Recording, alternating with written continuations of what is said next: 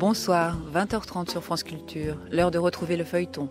Cette semaine, en direct de la Maison de la Radio, pages arrachées à la correspondance de Tolkien. Un choix de texte de Vincent Ferré, réalisé par Jacques Taroni. Une découverte de l'écrivain britannique Tolkien à travers sa correspondance. Car si tout le monde a entendu parler du Seigneur des Anneaux, qui connaît vraiment son auteur ? S'il est bien question dans ce feuilleton du grand cycle de la Terre du Milieu, ce choix de lettres de Tolkien entend dépasser une certaine image d'Épinal, celle d'un auteur de fantaisie uniquement préoccupé par des mondes imaginaires. Il s'agit toute cette semaine de dévoiler la cohérence de son œuvre jusque dans ses textes les moins connus. Cohérence qui entendait utiliser le merveilleux et le conte de fées pour saisir la réalité intangible de notre monde.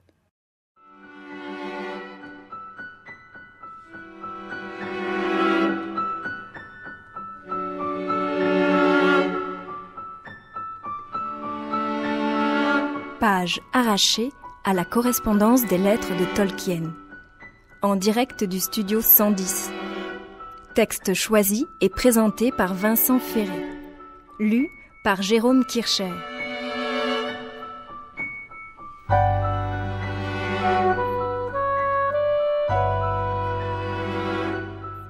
Bonsoir à toutes et à tous et bienvenue à l'écoute de France Culture. Bonsoir à Vincent Ferré qui nous a fait le plaisir de venir ce soir introduire ce feuilleton consacré à Tolkien. Vincent Ferré, vous êtes professeur de littérature comparée à l'université Paris-Est Créteil, vous travaillez sur Proust, mais vous avez publié aussi plusieurs ouvrages sur Tolkien aux éditions Bourgois, notamment sur les rivages de la Terre du Milieu et Tolkien 30 ans après. Vous avez aussi dirigé le dictionnaire Tolkien, qui vient de paraître aux éditions du CNRS. Par ailleurs, vous êtes aussi un traducteur de Tolkien et vous supervisez depuis 12 ans la traduction en français de ses œuvres aux éditions Bourgois. Vous avez choisi pour nous les extraits de sa correspondance qui vont être lus d'ici quelques minutes par Jérôme Kircher, en direct du studio 110 de la Maison de la Radio. Peut-être pouvez-vous, Vincent Ferré, avant toute chose, nous dire quelques mots de cette correspondance. Je précise que vous l'avez co-traduite avec Delphine Martin et qu'elle est publiée elle aussi aux éditions Bourgois. Merci beaucoup pour cette invitation et c'est avec un grand plaisir que j'ai participé à cette présentation de quelques extraits de la correspondance de Tolkien, donc l'écrivain anglais mort il y a tout juste 40 ans. Sa correspondance couvre 60 années, de 1914 à 1973 pour la partie publiée. La dernière lettre date de quelques jours avant sa disparition, en septembre 1973, à l'âge de 81 ans. Tolkien est en effet né en janvier 1892. Tolkien, on dit Tolkien ou Tolkien à la française, John Ronald Reuel Tolkien. Et il a passé toute sa vie à Oxford où il a été étudiant puis professeur jusqu'en 1959. Professeur de langue et de littérature anglaise, en particulier spécialiste de l'anglo-saxon. Tolkien était un philologue, au sens plein du terme, un amoureux des mots. Vous allez entendre une sélection de quelques-unes des 354 lettres, éditées en 1981 par Humphrey Carpenter, le biographe le plus connu de Tolkien, avec l'assistance de Christopher Tolkien, qui est le troisième fils et l'éditeur de l'œuvre de son père. À part Le Hobbit en 1937 et Le Seigneur des Anneaux en 1954-55, l'essentiel de l'œuvre de Tolkien apparut en effet après sa mort, en 1973. Dans ses lettres, Tolkien écrit à des proches, à sa femme, à ses enfants, en particulier à Christopher Tolkien, à des amis comme C.S. Lewis, à ses éditeurs, mais aussi à des journalistes, à des collègues universitaires ou écrivains comme W.H. Auden, et à de nombreux lecteurs qui l'interrogent sur son œuvre. Il évoque ainsi avec eux à de nombreuses reprises les textes non publiés, les facettes inconnues du monde fictionnel et des langues qu'il a inventées. C'est l'image de l'iceberg qui résume le mieux l'œuvre de Tolkien. À sa mort, on n'avait qu'un aperçu très incomplet de sa création littéraire. Cette correspondance, ces lettres, offrent un éclairage assez unique sur une œuvre-monde, une œuvre en train de s'écrire. Et les lettres publiées datent en particulier de l'année 1937, donc l'année de parution, de publication du Hobbit. Elles courent tout au long de la Seconde Guerre mondiale, jusqu'à la parution du Seigneur des Anneaux en 1954-55, roman qui connaît un succès sans précédent au cours des années 60, à la grande surprise de l'auteur qui ne s'y attendait pas du tout, puisqu'il a écrit ce livre pour lui, pour ses proches, un peu pour son éditeur, mais en l'inventant au fur et à mesure sans réel plan préconçu. Dans les lettres, Tolkien livre avec prudence des explications sur le sens de sa démarche créatrice, sur ses intentions, en particulier sur sa conception de la littérature, du merveilleux, de son importance pour les hommes, sur le lien entre mythe et vérité, et sur le lien entre langue et récit. Il y exprime également, et peut-être avant tout, ses doutes face à une œuvre qui semble naître d'elle-même, et qui devient si foisonnante que la publier lui apparaît de plus en plus difficile. L'idée était de proposer aux auditeurs de France Culture une image assez représentative de sa correspondance, publiée en français aux éditions Bourgois en 2005. Autour de 5 moments. Donc tout d'abord, inventer des histoires et des langues, puisque chez lui, les deux vont de pair. Inventer des langues, en particulier des langues elfiques qu'on va entendre dans le premier épisode. Puis une séquence est consacrée au merveilleux, à ce que l'on nomme la fantaisie, et au conte de fées, à la Tolkien, qui change radicalement la conception du genre. Un moment pivot concerne les lettres adressées à ses proches. Elles vont montrer le rapport entre les liens personnels et la naissance de l'œuvre. C'est une œuvre adressée. Une œuvre monde également, ce qui fait l'objet du 4e épisode. Il y sera question de la relation structurelle entre Le Seigneur des Anneaux, le Hobbit, donc les 2 œuvres les plus connues, et d'autres textes, dont le projet du Silmarillion, qui l'a accompagné pendant 60 ans, sans qu'il l'achève réellement. Enfin, en point d'orgue, des lettres vont évoquer le grand œuvre, Le Seigneur des Anneaux, ce qui va conclure ces lectures. Il ne s'agit toutefois que de quelques facettes d'une figure littéraire complexe. Ce sera à l'auditeur et au lecteur de se faire une idée de cette correspondance, ce qui me paraît la caractériser, outre son intelligence, parfois sa malice. C'est sans doute sa générosité à l'égard des destinataires de ces lettres, comme à l'égard des lecteurs de Tolkien. Et j'aimerais pour terminer citer les derniers mots de la lettre finale adressée en août 73 par Tolkien à sa fille, Priscilla. Il la signe et ajoute un post-scriptum. Il la signe ainsi: « Avec tout mon amour, papa ».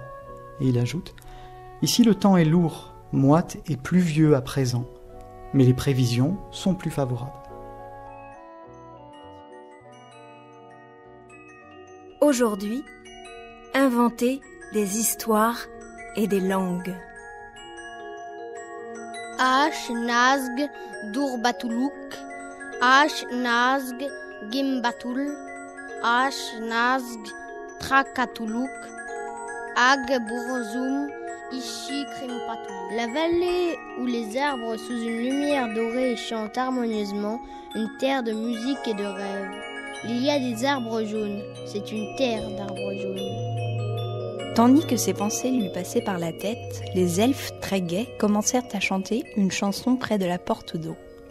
Certains avaient déjà été halés les cordes qui relevaient la herse, de façon à laisser passer les tonneaux aussitôt qu'ils seraient tous à flot en dessous. Au long de la rivière noire et rapide, retournez aux terres qui vous connurent un jour. Quittez les salles et les cavernes profondes, quittez les monts escarpés du nord, où la forêt vaste et obscure descend dans l'ombre grise et lugubre. Flottez au-delà du monde des arbres dans la brise murmurante. Par-delà les joncs, par-delà les roseaux, par-delà les herbes ondoyantes du marais.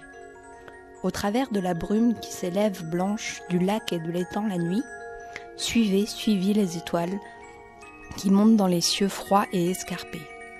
Tournez-vous quand l'aurore s'étendra sur la terre, sur les rapides, sur les sables, vers le sud et vers le sud.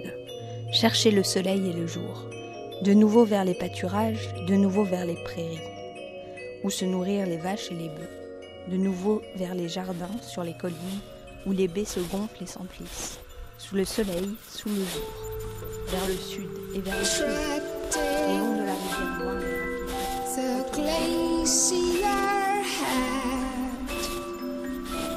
Looking hard for a moment of shine from twilight to twilight.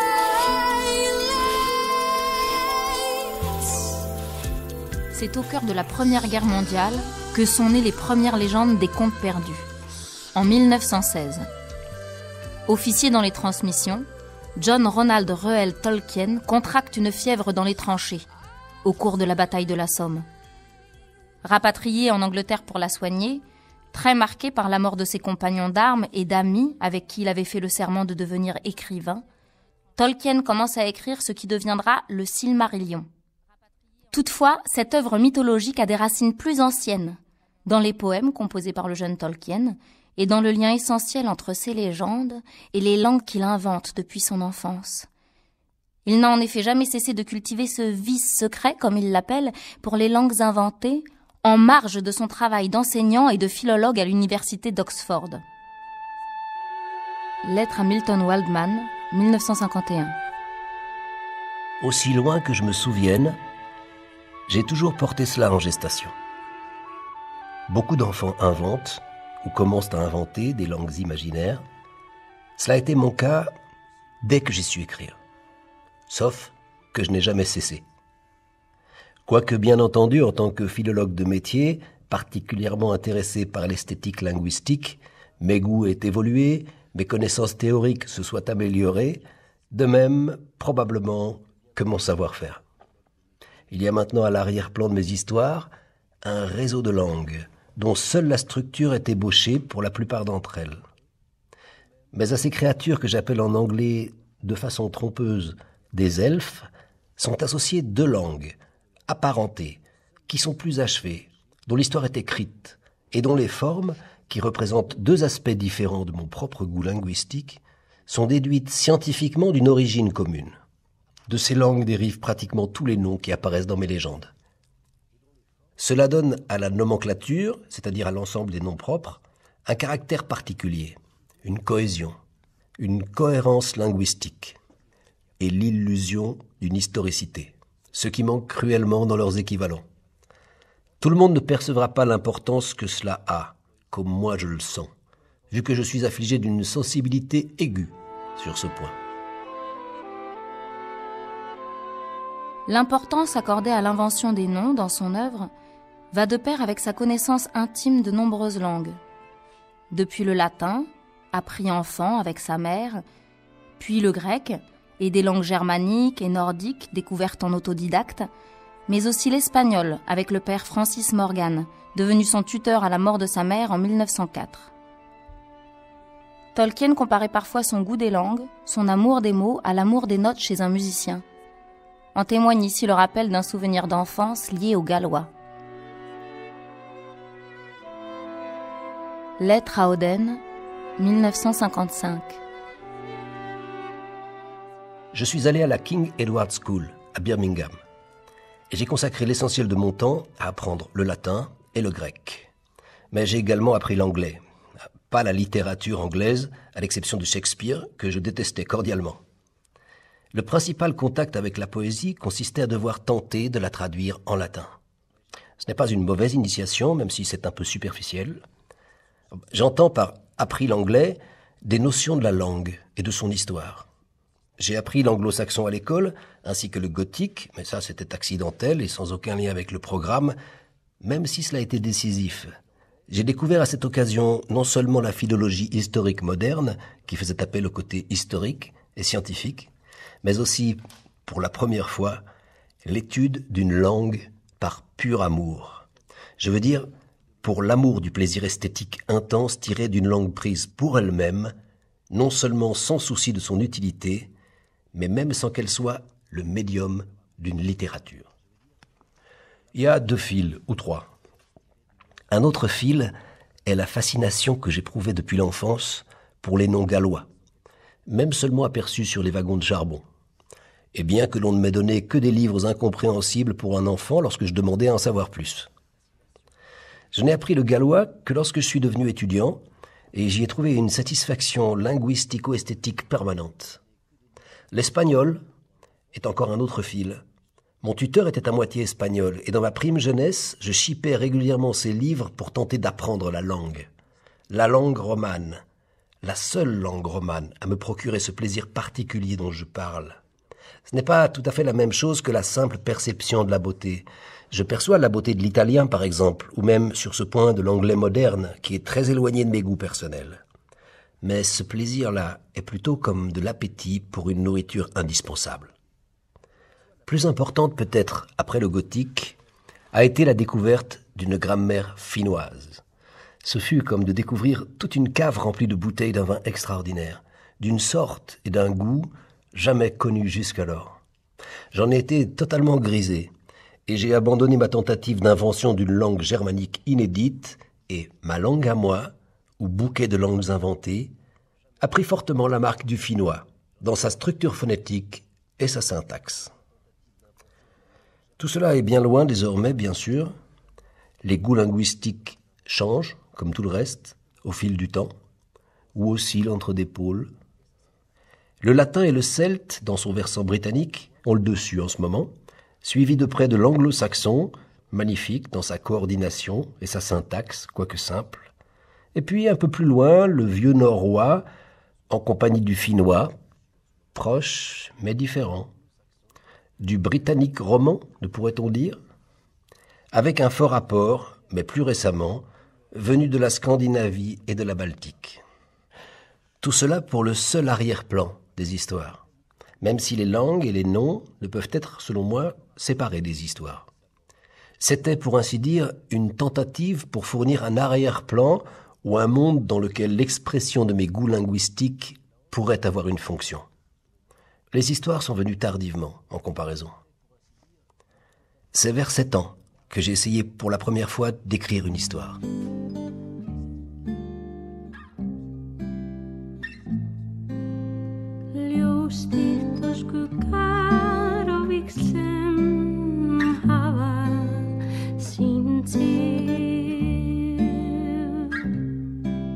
Le lien entre les langues réelles ou inventées par lui et les histoires qu'il met par écrit constitue l'une des caractéristiques principales de l'œuvre de Tolkien.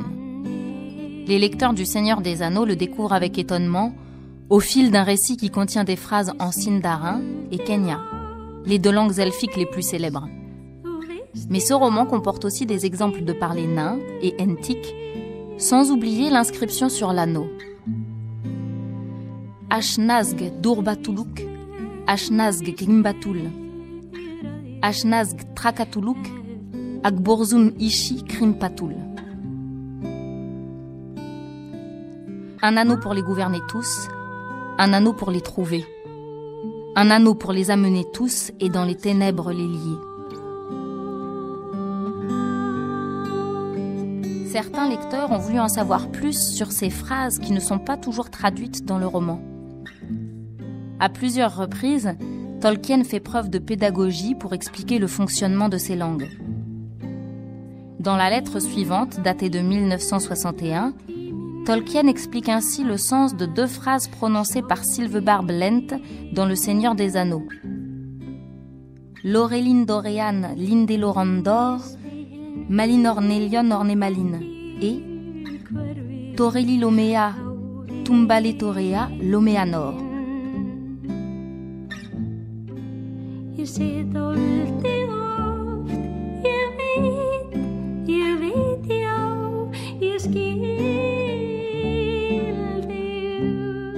Lettre à Ron Aber, 8 juin 1961. À propos de Lorelin Dorean Linde Lorendor Malinor Nelion Ornemalin, Sylvebarb n'utilisait pas ici des sons entiques, mais d'anciens mots elfiques mélangés et associés de manière entique. Les éléments sont l'or, or, pas le métal, mais la couleur. Nous pourrions dire lumière dorée. Endor, nord, pays, contrée. Lin, lind, un son musical. Malina, jaune. Orne, arbre. Lor, rêve. Nanand, vallée. Il entend donc par là, à peu près, la vallée où les arbres, sous une lumière dorée, chantent harmonieusement. Une terre de musique et de rêve. Il y a là des arbres jaunes. C'est une terre d'arbres jaunes. Cela vaut aussi pour la dernière ligne dans la même page. Taoré l'ilomea, tumba letaroea, lomeanor. Où les éléments sont toré, forêt, tumba, vallée profonde, mort, ténèbres, lomé, nuit.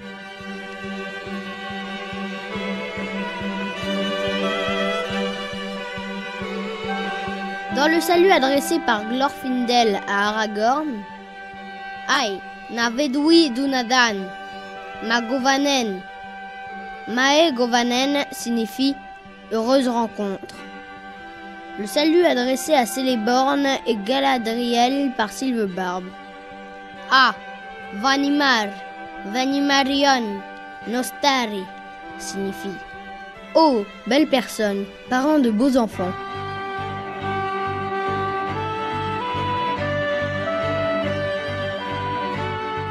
L'émission 2 va essayer de proposer quelques lettres qui tournent autour de la conception que Tolkien se fait de la littérature. Lui qui était enseignant à Oxford, spécialiste de nombreuses langues et en particulier du vieil anglais, il a essayé d'établir un lien entre sa connaissance des textes anciens, de la philologie et la création littéraire, en optant, ce qui peut paraître surprenant, pour un univers merveilleux, surnaturel, où on croise des êtres qui n'existent pas dans la réalité. C'est une image de notre monde, mais une image inventée par l'auteur.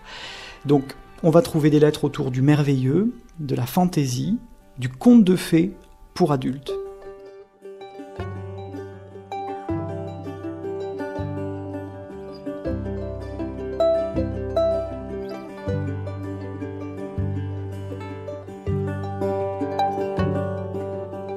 Alors les elfes de la vallée sortirent pour les saluer, et ils les menèrent à la maison d'Elrond, de l'autre côté de la rivière. Là, un chaleureux accueil leur fut réservé, et il y eut bien des oreilles attentives ce soir-là pour entendre le récit de leurs aventures. Ce fut Gandalf qui parla, car Bilbo était devenu somnoleux et silencieux.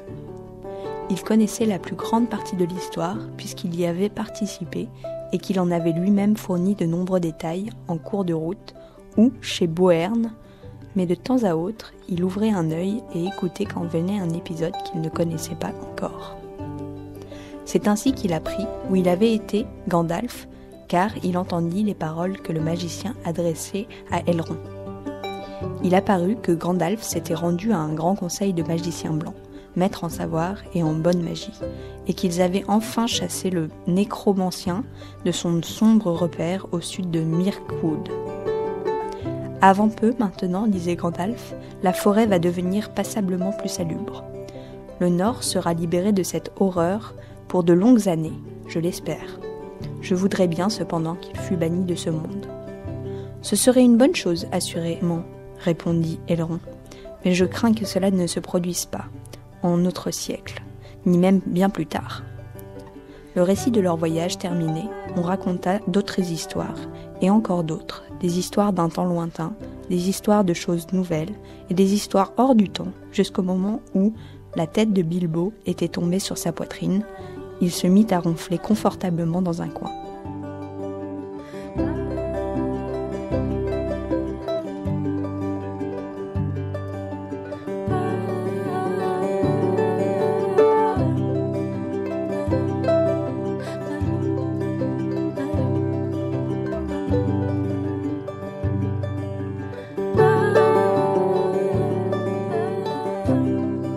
C'était Page arrachée à la correspondance des lettres de Tolkien, en direct du studio 110.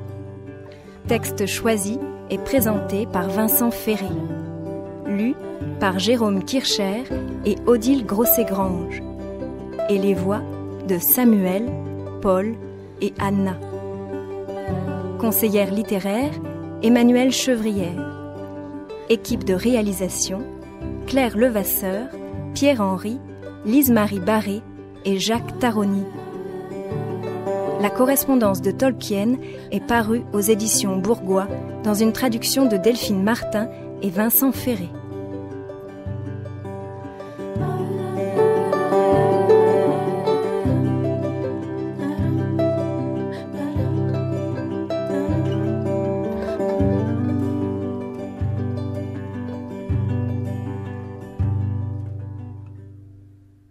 Vous pouvez réécouter et podcaster le feuilleton sur franceculture.fr.